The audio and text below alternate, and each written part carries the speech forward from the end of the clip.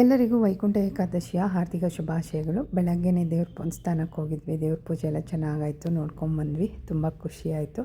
ಇವತ್ತಿನ ದಿನ ವಿಷ್ಣು ದೇವರಿಗೆ ತುಳಸಿನ ಅರ್ಪಿಸೋದನ್ನು ಮರಿಬೇಡಿ. ಸ್ವಲ್ಪನಾದರೂ ಪರವಾಗಿಲ್ಲ, ನೀವು ತೊಗೊಂಡೋಗಿ ಕೊಡಬೇಕಾಗುತ್ತೆ, ಒಳ್ಳೆಯದಾಗುತ್ತೆ. ಮತ್ತು ಈ ಒಂದು ಮಂತ್ರನ ನೀವು 108 ಬಾರಿ ಜಪಿಸೋದ್ರಿಂದ ತುಂಬಾ ಒಳ್ಳೆಯದಾಗುತ್ತೆ ಅಂತಲೇ ಹೇಳ್ಬೋದು. ಓಂ ಕೃಷ್ಣಾಯ ವಾಸುದೇವಾಯ ಹರನೇ ಪರಮಾತ್ಮನೇ ಪ್ರಣತಃ ಕ್ಲೇಶನಾಶಾಯ ಗೋವಿಂದಾಯ ನಮೋ ನಮಃ.